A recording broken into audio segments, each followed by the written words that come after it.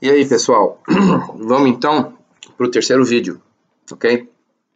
E como eu pedi no segundo, eu também peço para vocês, agora no terceiro vídeo, que, por favor, vocês, se você não viu o primeiro e o segundo, né, desligam agora, voltem, assistam o primeiro e o segundo, e só então venham para esse vídeo que vai ser a completação da série, porque tem muita coisa que eu defini, muita coisa que eu expliquei, e a grande preocupação que eu tenho é que você tenha a mesma coisa, o mesmo nome sendo usado para dois conceitos diferentes, e você vai pegar baseado no conceito que você tem, que não é o que eu estou falando, e pode dar uma confusão grande, entendeu? É bom para mim, é bom para você, é seguro que você gaste algum tempo voltando e assistindo os outros dois. Outra coisa é o seguinte, peço desculpas, mas não vai ter outro jeito. Eu sei que esses vídeos são tremendamente maçantes. Eu não sou um bom professor, eu sou um professor velho, chato, que está insistindo em certos pontos. Não tenho nenhum um quadro negro para... Não estou usando nenhum recurso audiovisual para fazer a coisa mais simples, não estou nem colocando um syllabus, um programa, não estou fazendo nada. Eu estou falando, o máximo que eu tenho aqui é uma lista de coisas que eu tenho que abordar. E então, eu peço desculpa, mas não vai ter outro jeito. Mas por outro lado, eu acredito que se você sobreviveu até agora, e se você se interessou no terceiro vídeo, é porque você está enxergando alguma coisa, e isso é muito bom, porque no futuro a gente vai poder se ajudar fazendo esse tipo usando essa metodologia. E agora, conforme eu for explicando a metodologia, é quando a gente chega nos pontos que essa metodologia minha, que eu descobri que é tão diferente da maneira que a grande maioria das pessoas fazem, né? Então, só para recordar, a gente mencionou, nós estudamos sobre drawdown, o que é o drawdown, né? Na verdade, o que nós estamos falando é sobre a metodologia do drawdown de falência, mas antes da gente entender e aplicar o drawdown de falência, a gente tem que saber o que é o drawdown. Depois, então, nós fomos o backtest, discutimos tudo sobre o backtest, quase perfeito, e insisti de que você tem que ter pelo menos, no período de 3 anos, você tem que ter pelo menos 60 indivíduos, 60 ocorrências. Se a tua estratégia não te fornece isso, então não significa que a estratégia seja mal ou que o teu sistema seja ruim, mas não funciona para a minha abordagem, ou se funciona seria muito complicado. E depois eu falei sobre a robustez da estratégia, o que é a robustez de uma estratégia, como você pode avaliar. Infelizmente, eu não acredito que nunca nós vamos ter uma maneira 100% quantitativa para avaliar a robustez de uma estratégia. Então, é uma coisa que, por um lado, é quantitativa, por outro lado, é qualitativa. Eu mostrei como você avaliar. E vocês lembram que eu falei que você tem aquele profit ratio, e você vai ter que perceber nos seus 3 anos se você tem muita variação do profit ratio. O profit ratio vai ter que estar dentro de uma faixa. E depois, quando você terminar o método, você vai aprender a fazer o drawdown de falência. E o que eu quero, na verdade, não é o profit ratio. Eu quero, na verdade, estar analisando a relação entre os resultados, o lucro esperado por ano, ok? E ver como ele se compara com o drawdown de falência no primeiro, no segundo e no terceiro ano. E com isso você vai ter uma ideia de quão robusta é a tua estratégia. E também tem um lado, que é o lado qualitativo, que você vai ter que fazer uma análise pessoal usando o que? Você vai estar usando o testemunho histórico, você vai ter que olhar aquele sistema que você está usando, aquele ad que você está aplicando, que você descobriu ou que você está usando de alguém. Você vai ter que procurar na história se isso é alguma coisa que existe já há muito tempo e se sempre funcionou. E quanto mais velho seja, se continua funcionando, é porque é robusto. E depois você vai ter que, digamos, no caso que você não tem um histórico por detrás de você dizendo, te dando uma ideia sobre a qualidade da tua estratégia, você vai ter que voltar para o racional da estratégia, para a lógica.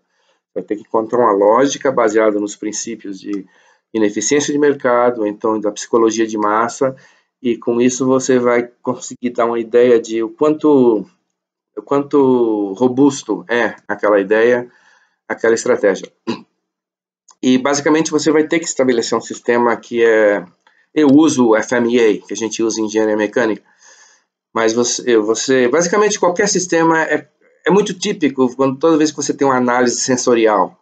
Então você bota um montão de gente para provar café, vários cafés, para saber qual é o mais ácido, menos ácido. E, entendeu?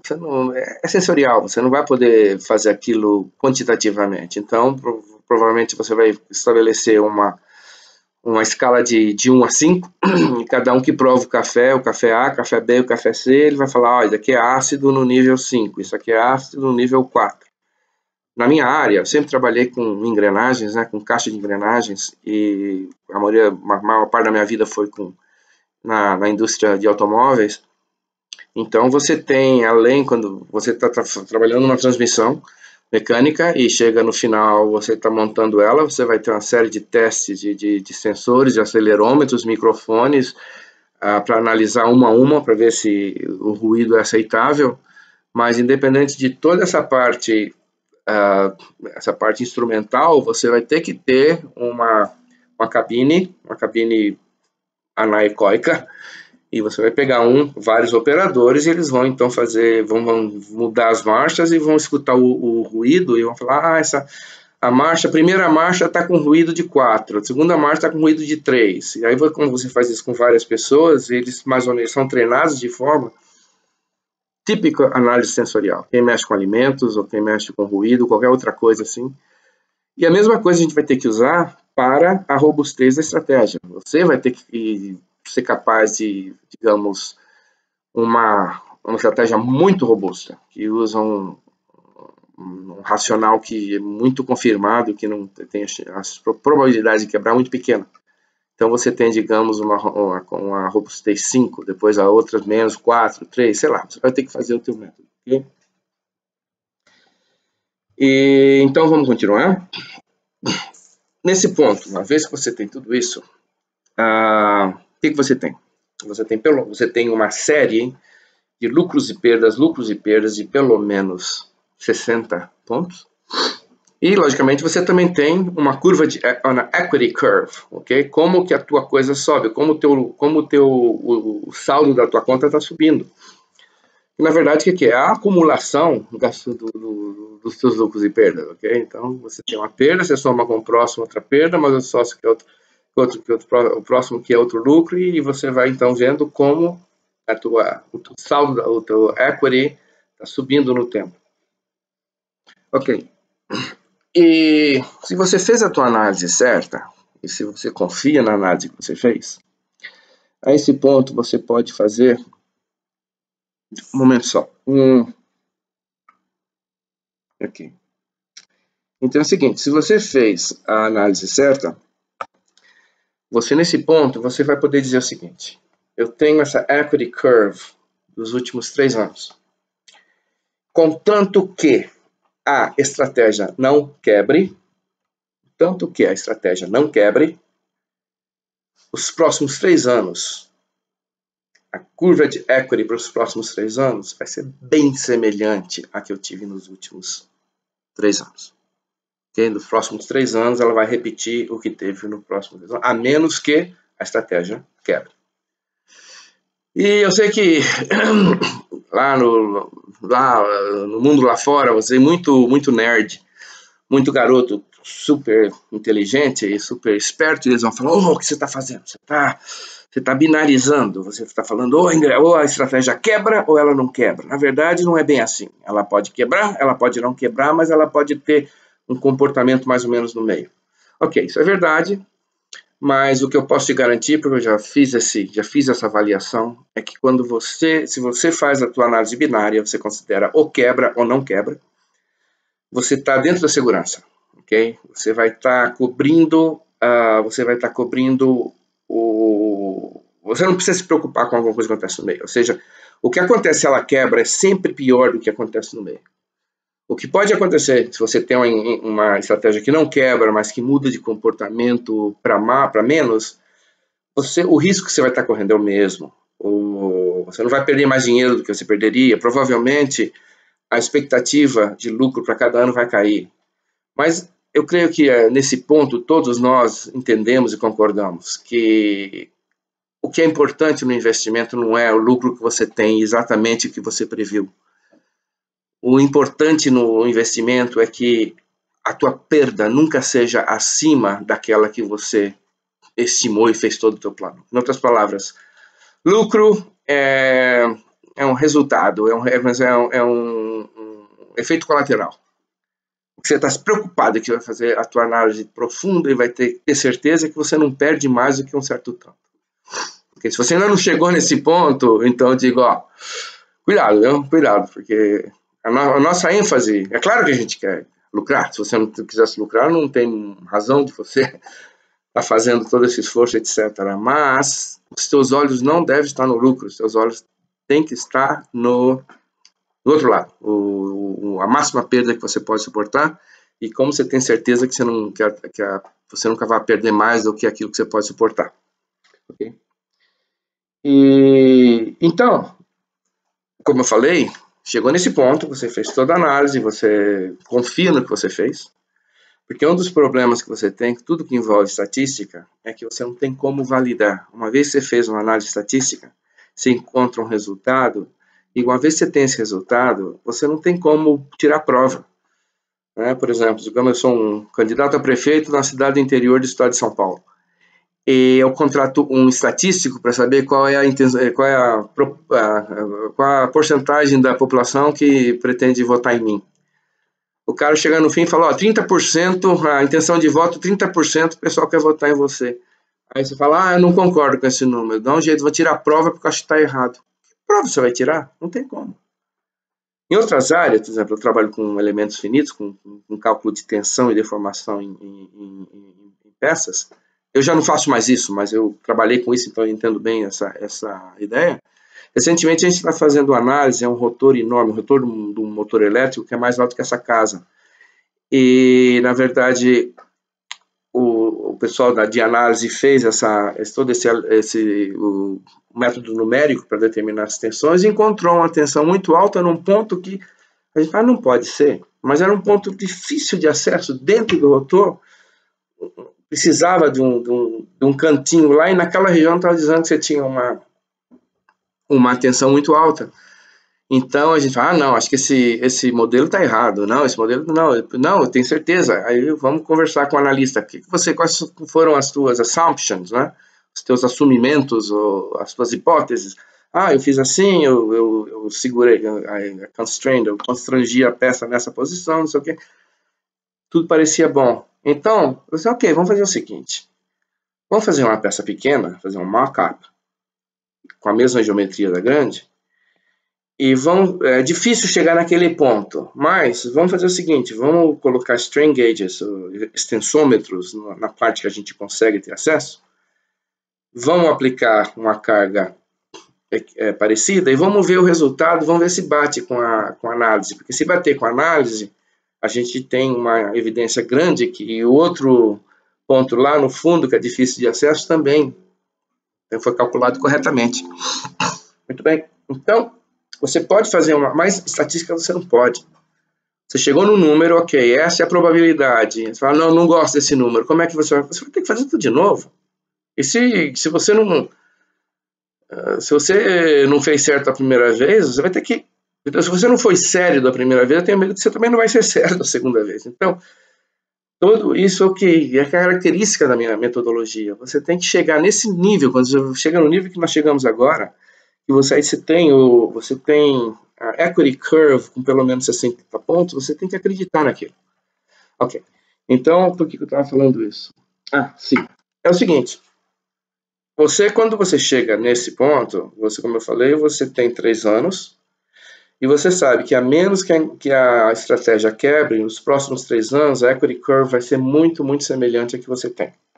Muito semelhante em termos de como ela avança mais, você não pode garantir nada no que se refere à ordem com que essas ocorrências vão acontecer.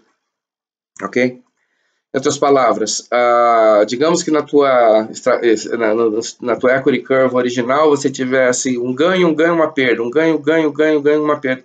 A segunda, você não tem a mínima previsão de que a coisa vai acontecer também, um ganho, uma perda, uma perda.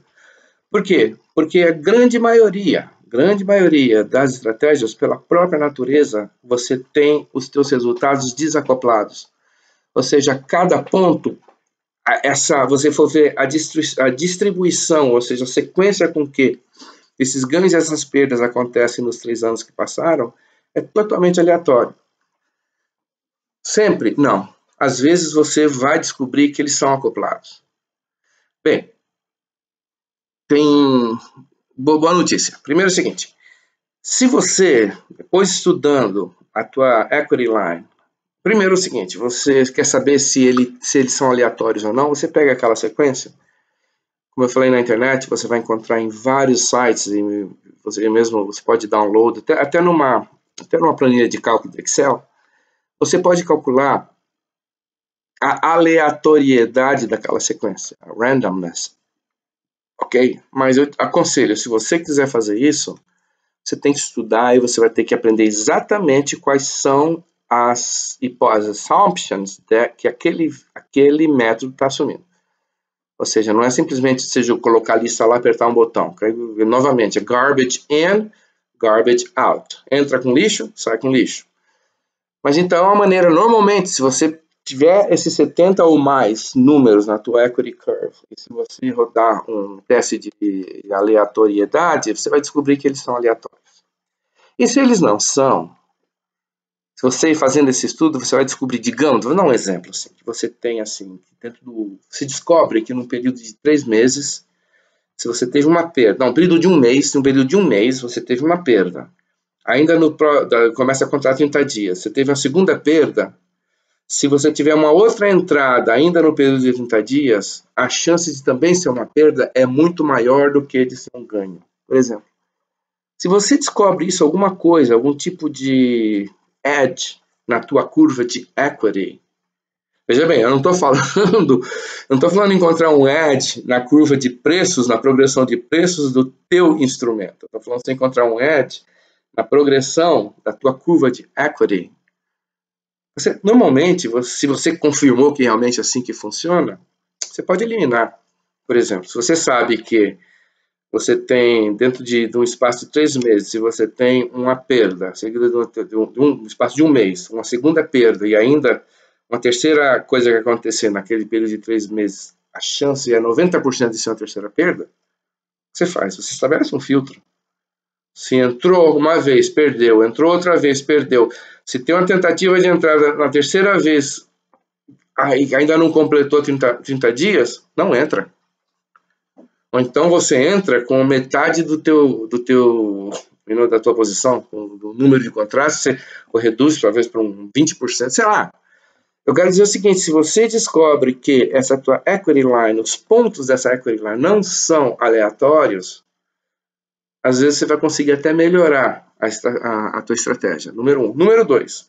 Vamos imaginar que você tem uma condição em que os pontos da tua equity line, né, o seu perde, ganha, essa lista de perdas e ganhos não são aleatórios e você fizer a tua análise, a qual nós estamos falando aqui, considerando que eles sejam aleatórios, a tua análise é a favor da segurança.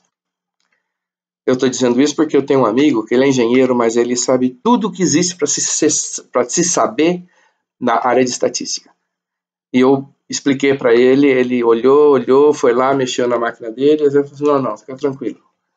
Falou que em qualquer possibilidade, se você tiver um link, algum tipo de acoplamento entre esses resultados, o que você vai estar calculando é a favor da segurança. Então, eu confio nesse cara. Então, como eu falei, a gente pode simplificar essa análise achando simplesmente, como eu falei, nós somos binários, no que se refere que ou a estratégia quebra ou não quebra, não tem um intermediário. Fazendo isso, estamos a favor da segurança.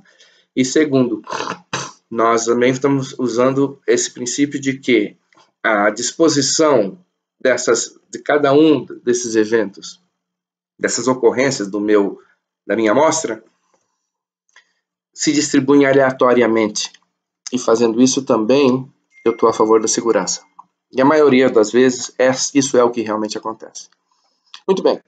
Então, o que acontece? Acontece que eu sei exatamente, a menos de que a estratégia vá quebrar, eu sei exatamente o que vai acontecer no ano que vem, com exceção da ordem com que esses meus ganhos e perdas vão acontecer. E você sabe que um drawdown, ele depende não apenas de quanto você perde, mas da ordem com que você perde.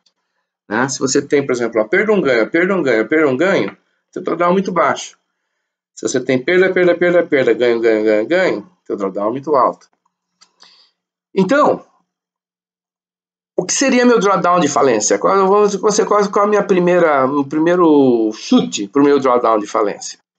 Ou seja, um drawdown que, se ele acontecer, eu tenho certeza que a minha estratégia quebrou. Ok, o drawdown de falência, o primeiro chute seria o seguinte: eu pego toda a minha lista de ganhos e perdas, eu coloco todas as perdas juntas, depois coloco todos os meus ganhos juntos, eu somo todas as minhas perdas, digamos, no caso, lembrando da minha estratégia. Desculpa, eu fiz isso. E essa estratégia é uma delas que eu faço, que é com o S&P 500. E basicamente, se eu fizer isso, eu vou descobrir o seguinte, que eu vou estar tendo um drawdown de mais ou menos $2.000, ok? Para cada contrato do S&P, de futuros do S&P que eu compro. Então, o que eu quero dizer é o seguinte, que se eu tiver jogando fazendo isso, e eu estou tendo um drawdown, o drawdown vai subindo, subindo, subindo, chega perto de 2.000, eu não vou poder falar, não, isso é a regra do jogo. Essa oscilação, essa variação do drawdown é uma coisa que realmente acontece, que não tem como eu evitar, não. Chegou perto de 2.000, significa o seguinte, a minha estratégia quebrou. Mas o que acontece é o seguinte, eu tentei avaliar, eu não sei se eu fiz a coisa certa, tá? Eu não sou muito bom em estatística. Se eu falasse com aquele meu amigo, ele faria, mas eu tentei fazer eu mesmo. E, tipicamente, para uma sequência minha que é um pouco mais de 60, chega a 85 ocorrências dentro de 3 anos. Eu descobri o seguinte, que todos os possíveis cenários que vai acontecer nos próximos 3 anos, todos os possíveis cenários, tudo que pode acontecer, entendeu? Apenas 2 em 1 milhão desses cenários, eu vou ter um drawdown de 2.000. Apenas 2 em 1 milhão de chances, apenas 2 dessas possibilidades, eu vou ter um drawdown que vai chegar a 2.000 e mesmo assim a estratégia ainda não quebrou. Ou seja, é absurdo. E o que eu percebi é o seguinte, se eu começar a descer, eu chego a um drawdown com 2%, eu chego a um drawdown de $500 em vez de 2.000. Eu quero dizer o seguinte, que se eu estabeleço um drawdown de $500 para minha estratégia, se eu estabeleço um drawdown de falência de $500, a chance de eu estar errado é de 2%. Ou seja, de todos os cenários que pode acontecer, entendeu? 2% dessas possibilidades é que um drawdown de $500 ainda é parte do jogo. E 98% das possibilidades, se eu atinjo um drawdown de 500, significa que a estratégia quebrou. Então, caramba, 2% é outra coisa. Isso que eu estou fazendo, como eu sempre faço, eu uso o meu sistema que eu usava como engenheiro mecânico, o que é conhecido como análise de confiabilidade em qualidade. Então, só um exemplo rápido. Se você chega, digamos que você tem um projeto muito sério, alguma coisa que envolve segurança, envolve terremoto, sei lá. Então, você vai comprar uma lâmpada especial. E você vai, então, pagar um dinheiro caro para um fabricante de lâmpadas e você vai falar assim, olha,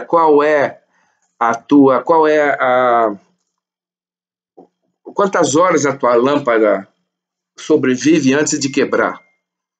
Bem, o que ele vai falar? Se ele fez a análise certa, se ele sabe, conhece estatística, ele vai falar assim, olha, 98% das minhas lâmpadas vivem mais do que 4.000 horas.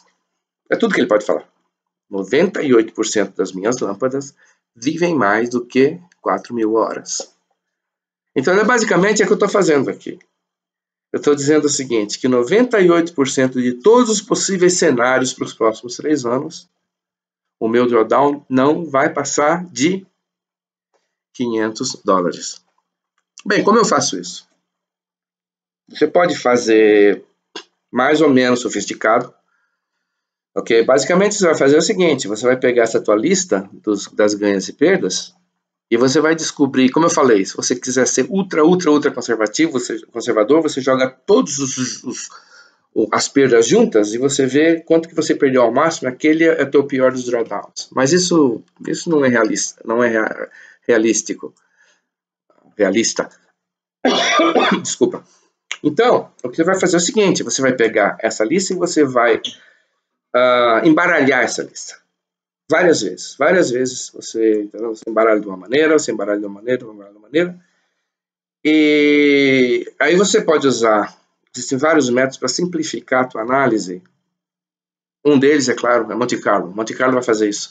Quer dizer, o método, ou a simulação de Monte Carlo em si, não pensem, às vezes a gente fala, eu uso Monte Carlo. Calma aí, a simulação de Monte Carlo em si não tem nada a ver com finanças, é uma coisa geral.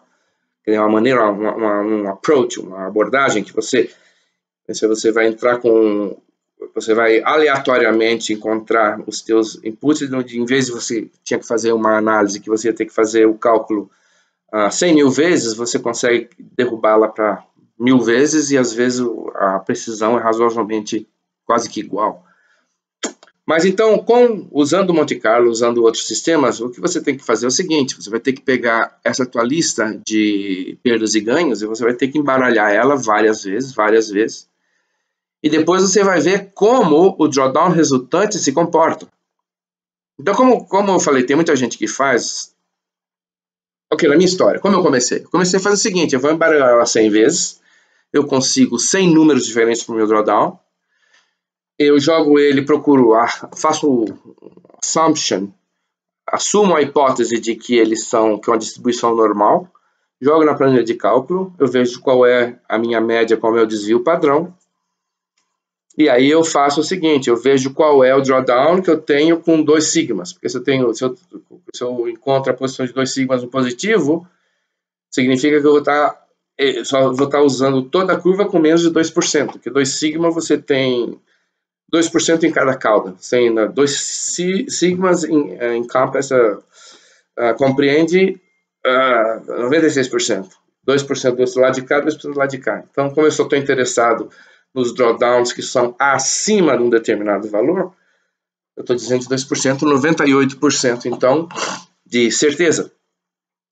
Mas o problema é o seguinte, se você, o teu computador, usando uma planilha de cálculo, se você sabe escrever programa de computação, você tem tantos recursos. E se você então vai fazer esse embaralhamento dos teus ganhos e perdas 100 vezes, depois usar para... Porque o que acontece é o seguinte, você vai descobrir que essa distribuição que você consegue com 100 análises, ela não é uma normal perfeita. Você pode aproximá-la para normal, mas você vai ter skewedness, ou seja, ela vai estar pendendo para um lado ou para o outro, e além disso você tem, desculpa, não sei em português, kurtosis. Ou seja, às vezes ela é uma normal, mas ela não é uma normal perfeita, ela é uma achatada, com as duas caudas muito altas em relação à curva normal padrão. Ou então o contrário, que ela é apertada, que as caudas são muito menores do que deviam. Mas veja bem, aqui eles falam, no Brasil eles falam em política, o pau que dá em Chico dá em Francisco. Se você já tem um engine que você criou na tua estatística, na tua planilha de cálculo, que embaralha a tua lista 100 vezes, por que você não roda ela para 10 mil vezes? Porque se você fizer esse embaralhamento 10 mil vezes e fazer a análise, entendeu? Aí não tem mais, você não está mais interessado se ela se parece com a normal, você não quer nem saber qual é o tipo de curva que ela é, não interessa. Você roda essa simulação 10 mil vezes, quais são 2%? Depois você pega, então você vai ter 10 mil drawdowns. Você ordena eles do mais alto para o mais baixo, e você desce nessa lista, você desce 200 drawdowns. Dos 10 mil, você desce para 200. Então você sabe o seguinte, que dessas 10 mil cenários, 98% deles tem um drawdown que é menos do que aquele valor, e é isso que você quer. E se você, é claro que então, eu estou assumindo que você quer uma confiabilidade de 98%. Se você for mais cagão do que eu, você vai falar, não, quero 99%. Ok, faça, mas então, 98% eu creio que todo mundo vai gostar desse número, senão você não é obrigado a escolher exatamente 98%. Você escolhe 99%, o que você está dizendo? Você está dizendo que se você escolhe aquele número, você tem a chance da estratégia ter quebrado de 1%, e você tem a chance você tem a chance da estratégia não ter quebrado de 1%, e você tem a chance da estratégia ter quebrado de 99%. Ok, pelo menos para a minha demonstração aqui, vamos segurar esse 98% só para simplificar a coisa. Muito bem. Fazendo isso, como eu te falei, no caso da minha estratégia, se eu considero o mais alto de todos os mais altos dos drawdown, se eu uso esse número que está falando, que é a soma de todas as minhas perdas, porque se você for ver pela distribuição, teoricamente, ou seja, como numa distribuição normal, ela vai para infinito, ela nunca chega a zero, ok? Nunca chega a zero. Então você pode falar que o pior dos drawdowns, teoricamente, é um número infinito. Mas, de qualquer forma, como eu falei, se você coloca todas as suas perdas juntas, você tem uma ideia muito boa do que é o pior que pode te acontecer. Desculpa. E quando eu fazia isso, por exemplo, com a minha estratégia, uma delas, eu chegava a $2.000, ou seja, que eu só vou aceitar que a estratégia quebrou quando eu tiver uma perda de 2.000. Quando eu joguei para 98%, ela caiu para $500, o que faz muito mais sentido. Ok? Então, eu cheguei e falei, ok, eu fiz toda a análise e tendo certeza que tudo está certo, o que eu chego? Eu chego no que aquela minha estratégia, eu tenho um drawdown de falência de $500 por contrato que eu investi. O que significa isso? Significa que eu vou começar e eu vou acreditar. Só não acredito se eu não tenho confiança no que eu fiz, mas se eu fiz tudo com muito cuidado, eu vou acreditar que no momento que o meu drawdown chegar a 500, significa que eu falhei, eu quebrei. Não adianta esperar mais, se vai esperar mais, vai perder mais dinheiro. Você tem que sair, você vai ter que contabilizar essa tua perda, se eu perdi esse tanto, não tem mais boa sorte, acabou. Ok? E você usa essa informação para você tomar suas decisões antes de entrar. Ou seja, eu sei exatamente quanto que eu vou perder. Eu vou perder 500 por cada contrato que eu uso. E além disso, não apenas isso, porque eu tenho essa minha análise de robustez, eu sei da probabilidade disso acontecer. Como eu falei, se você tem uma estratégia que é fraca, e que você percebe que ela é fraca, você sabe que é mais provável que isso aconteça. Então, uma estratégia bem robusta é menos provável, mas independente se for mais ou menos provável, você sabe qual é o máximo que você pode perder. Você não pode brincar com você mesmo, você tem que ser sério. Você não pode falar assim, eu vou considerar que eu vou perder isso, mas na verdade eu não vou perder. Não. Esse tipo de joguinho, se fizer, aquilo vai voltar contra você. Então agora que eu sei. Veja bem, agora eu tenho 4 pontos. Okay? E agora é quando esse meu método vai começar a influenciar a maneira que eu direciono o meu trading. Como eu estabeleço o tamanho das minhas posições, quantos contratos que eu compro.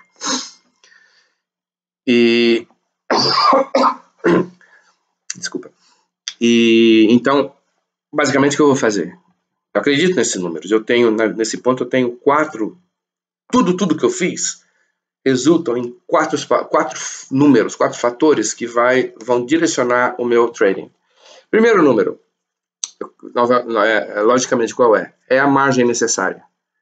Vou imaginar, no meu caso, eu trabalho em day trading, ok? Então, quando é intraday, você tem... Aqui, no meu caso, a margem nunca foi problema, porque como você é intraday, as corretoras te oferecem uma margem muito baixa, ou seja, no meu caso, sempre o gargalo que eu tive, o número de contratos que eu posso comprar, nunca foi o saldo da minha conta. sempre foi o risco que eu posso correr. Em outras palavras, se eu pudesse correr mais risco, eu tinha dinheiro suficiente na minha conta para comprar maiores maiores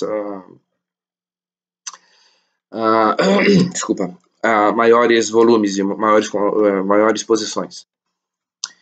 Então, mas de qualquer forma, você tem que saber qual é a margem que o teu corretor vai exigir, que você vai comprar para cada contrato. Isso é uma coisa. Depois, você tem qual é a tua expectativa de lucro anual. No meu caso, para essa mesma estratégia, vamos imaginar que a minha expectativa de lucro anual é de $1.500. Okay? Então, baseado na minha equity curve, eu posso estimar que em um ano fazendo aquela mesma coisa, eu vou ter lucrado $1.500. O que mais? Eu também tenho o meu drawdown de falência. Quando eu estou fazendo aquilo o tempo todo, eu vou estar, então, correndo um risco, na pior das situações, de perder quanto? De perder $500. Ok? E além disso, eu tenho o terceiro fator, que é aquele que é meio a meio, que é sensorial, que me dá uma ideia de qual é a robustez da minha estratégia. Claro que se você está começando, isso não vai significar muito, mas depois, se você continua fazendo isso e comparando estratégias, você vai ter uma ideia boa. Essa estratégia aqui eu dou um valor de 4,5. Imagina se você está rodando de 0 a 5. Então, essa estratégia aqui vai até 4,5. Essa estratégia aqui eu falo que é 3,5, etc. E tal. Então, já tenho meu sistema montado. O que eu vou fazer agora?